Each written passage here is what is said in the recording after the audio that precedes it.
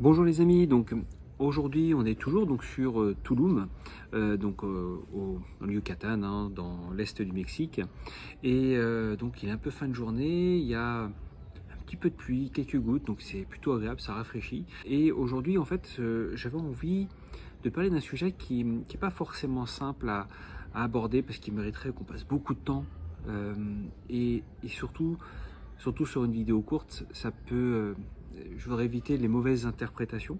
Et le fameux sujet, c'est les croyances. Il existe trois types de croyances. Des croyances ressources, donc en gros celle qui dit je peux y arriver, celle que si j'enchaîne je vais le faire, celle en fin de compte qui vous peut permettre de dire de toute façon je peux toujours apprendre de nouvelles choses, etc. Après il y a des croyances neutres, par exemple, alors l'exemple qu'on entend souvent c'est quand je crois qu'une chemise bleue avec une cravate bleue, un ton sur ton, c'est ce qui est joli. Ok, c'est une croyance, très bien. Enfin, c'est une croyance neutre, ça ne va pas vraiment changer fondamentalement votre vie. Et puis après, on a des croyances limitantes. Et ces croyances limitantes, en fait, elles ont plusieurs degrés en fait d'impact. Il faut savoir comment, en fin de compte, ça fonctionne, ces systèmes les croyances. Il faut comprendre, et alors ça vient vraiment de la théorie des comportements. Alors c'est vraiment des lectures et puis des formations qui m'ont permis en fin de compte de découvrir ce schéma de fonctionnement. C'est pas moi qui l'ai inventé. Et je vous inviterai après à vérifier vous sur internet mes dires, bien évidemment.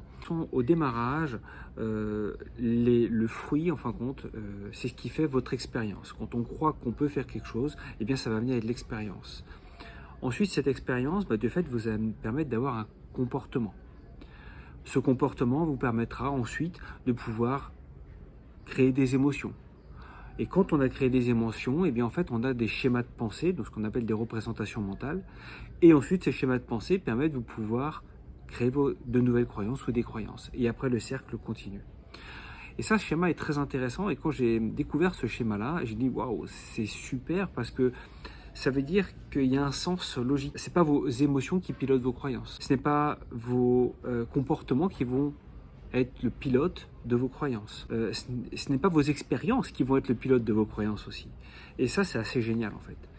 Et c'est pour ça que les croyances, c'est important de pouvoir identifier ce que vous pensez. Quand je dis penser, c'est ce que vous croyez plus exactement, c'est je crois que je ne peux pas apprendre une nouvelle langue, je crois que de toute façon je ne peux pas me lancer dans l'entrepreneuriat, je crois que de toute façon je ne suis pas fait pour ça, etc. Écoutez ces mots, écoutez ce qui pourrait pour vous en tant qu'entrepreneur ou futur entrepreneur, de dire de toute façon je ne peux pas faire plus de chiffre d'affaires, de toute façon je ne pourrais pas trouver ce type de client, de toute façon je pourrais vendre que dans ma région. De toute façon, je pourrais pas développer que ce type de produit, de service, etc., etc. Ça, ce sont des croyances. Et ce sont des croyances limitantes avec des degrés plus ou moins limitants. Par exemple, quand on dit je suis sur une zone géographique, je fais plusieurs milliers d'euros de chiffre d'affaires, moi je crois que de toute façon je ne peux pas vendre au-delà. Ouais, ok, peut-être c'est une croyance limitante parce qu'on se limite à une zone et on croit qu'on doit se limiter à une zone. Et peut-être qu'en fait, vous pouvez développer où est-ce que vous voulez, il n'y a pas de limite en fait.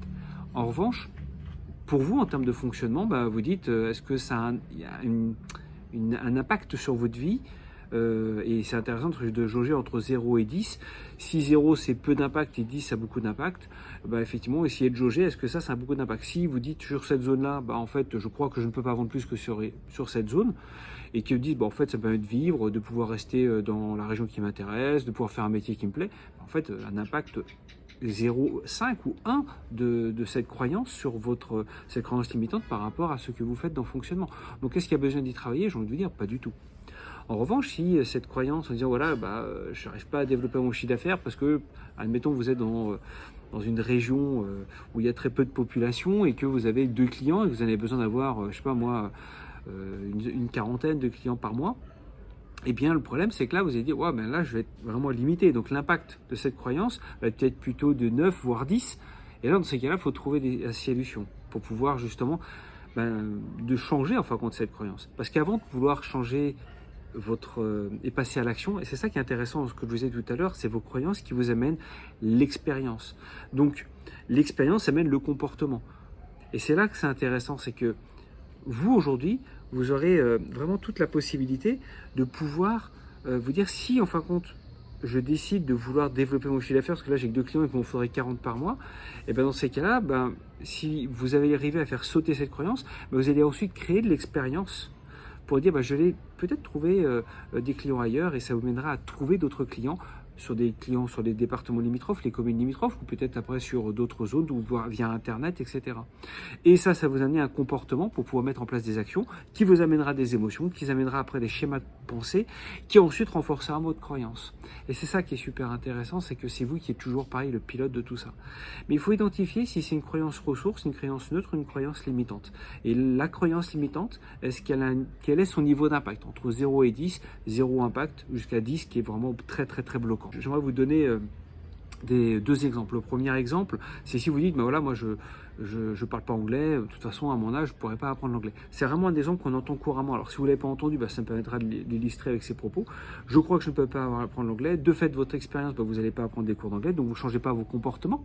Donc de fait, vous n'allez pas changer vos émotions, vous n'allez pas changer vos schémas de pensée, donc vous n'allez pas rechanger vos croyances, ou peut-être vous allez même dire, bah, vous voyez, je parle pas anglais, donc de fait, les expériences que je vis, bah, j'arrive pas à communiquer, donc votre comportement fait que vous n'allez pas pouvoir amener un comportement de communication avec des personnes anglophones, et donc ça vous donnera des émotions plutôt négatives, donc de fait, vous allez faire un schéma de pensée, peut-être de toute façon, moi l'anglais c'est pas pour moi, donc de fait, ça renforce cette croyance limitante. Si elle est bloquante, bah, c'est vraiment dommage, il va falloir travailler sur votre croyance avant de vouloir faire de l'anglais, parce que sinon vous allez toujours croire que vous n'allez jamais y arriver. Parce que faut pas penser que c'est votre comportement qui va faire que ça va changer.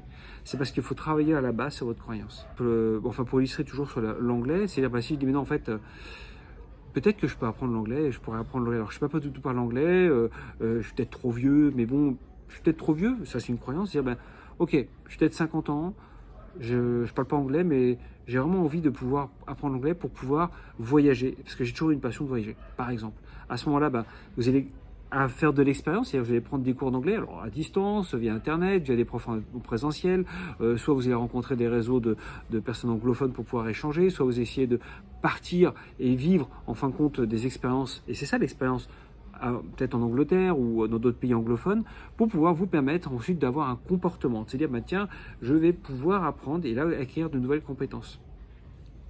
De fait, vous allez avoir de l'émotion, donc l'émotion qui sont de dire tiens, j'apprends des nouveaux mots, donc en fait, de fait, vous avoir une réaction en disant wow, tiens, mais c'est génial, j'ai pu partager, j'ai pu dire bonjour, j'ai pu dire partager, choisir mon repas, j'ai pu voilà, enfin oui, etc. Ça vous donne en fin de compte une émotion positive qui vous amènera un schéma de pensée, vous dire ah bah tiens, j'ai pu communiquer. Donc de fait, ben, ça va renforcer une croyance qui est ressource pour pouvoir vous permettre d'apprendre l'anglais. Prendre un deuxième exemple, et là bien sûr je vais parler de Mexique. Aujourd'hui quand nous on avait fait ce choix de vouloir partir pour pouvoir, c'est une période d'expérience hein, qu'on vit, on pourrait avoir une croyance en disant bah tiens mais ça va pas être possible parce qu'on a besoin d'être proche de nos clients, on a besoin de pouvoir être réactif, etc.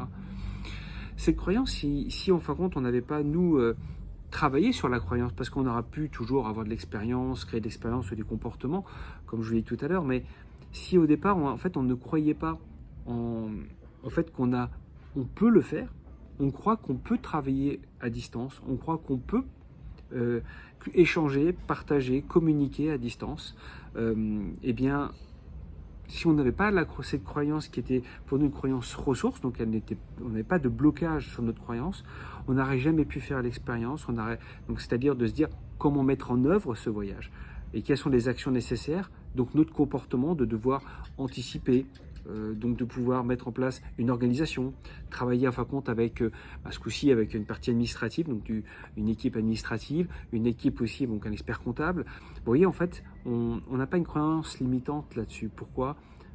Parce que sinon, en fin de compte, on n'aurait pas pu faire cette expérience.